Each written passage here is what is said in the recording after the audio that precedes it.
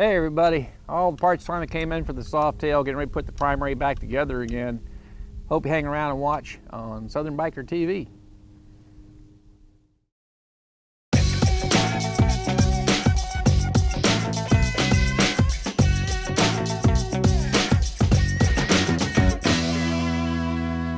We're not going to go into a whole lot of detail about the reassembly process. If you look at the other videos we posted on this project, essentially, as the shop manuals say, assembly is the reverse of disassembly, but I'm going to point out a few things along the way that you want to make sure of. I got all my parts laid out, I got all my tools laid out, I got my torque specs and the shop manual pages handy. We're ready to get started. Alright, first things first, we got the new chain here. I like diamond chain. They've been around a long time, and these are one of those parts that you really don't want to mess around with. You don't skimp on it. So we got the new chain, and it's going to be a little tight, so it's going to be hard to get it all on separately. So what I'm going to do here is I'm going to go ahead and loop it on the clutch basket assembly, and we'll just get that started on the spline.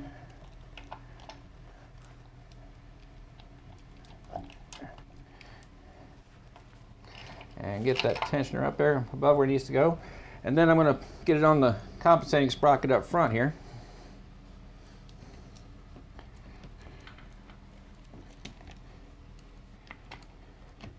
So we can get it too started on the splines.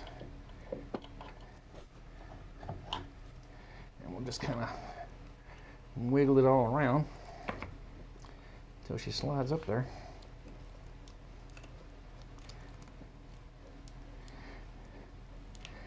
And that'll get her started.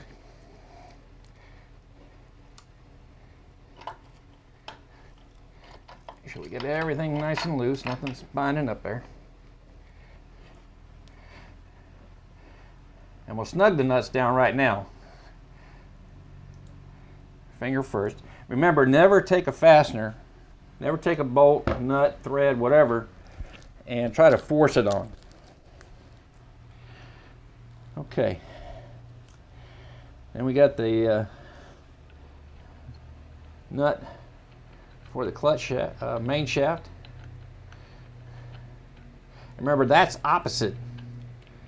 The threads are opposite, so instead of lefty-loosey, righty-tighty, this is lefty-tighty, righty-loosey. So we'll go ahead and get that cranked on there. Make sure it's all the way seated.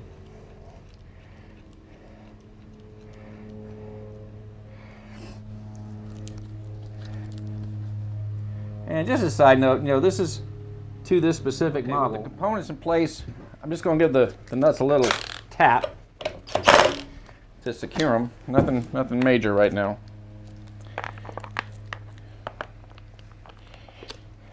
Because we want to torque those down. Okay, next we're going to install the tensioner assembly. See if we can get those bottom ones to line up, little suckers.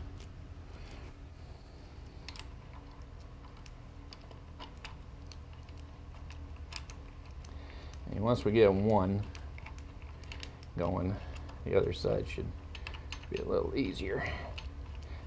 Again, don't force them. Everything should thread together pretty easily. And again, it's just snug, just kind of hand tight, not tight, because all of these are going to be torqued once they're in position.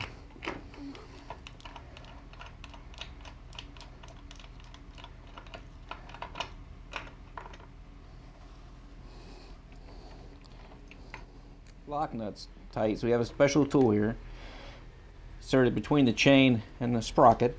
Got my torque wrench set. I'm going to torque that down.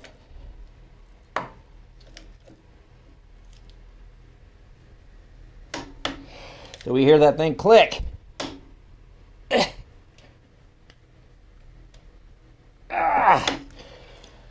Okay. Now, same for the other side.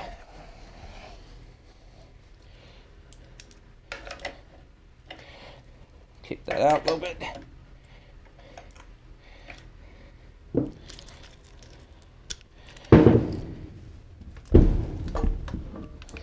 Clutch side's not quite as much, so we'll bring that down.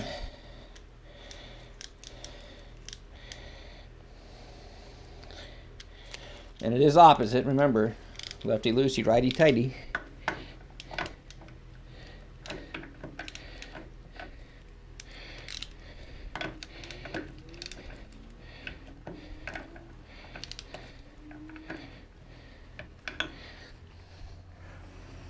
Okay, the next step is to adjust the primary chain tension. Loosen that up, and it's on a spline, so I'm gonna loosen it up just enough to where it'll move. I don't want to take it too far. There we go. And I should have 5/8 to 7/8 of an inch with everything cold. That's too much. Take it up another notch. Too much. One more notch. When I think I got it, I'm going to go ahead and tighten it down. Check it. That's maybe half, maybe a little on the snug side. The other way you can do to check it is you put a little tension on the bottom. Take the slack out of this side. And so you have a little bit more. So that's good. I'm going to go ahead and leave that there. So we're going to snug these down.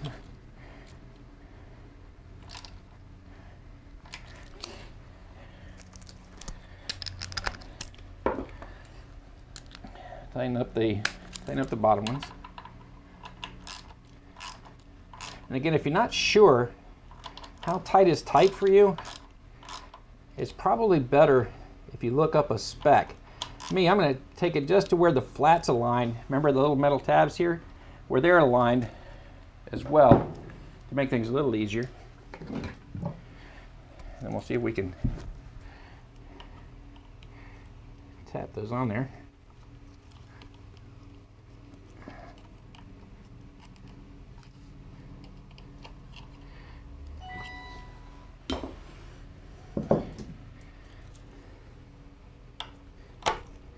Close those up onto the nuts. That'll keep them from coming out. Time to put the clutch back together. And even though the same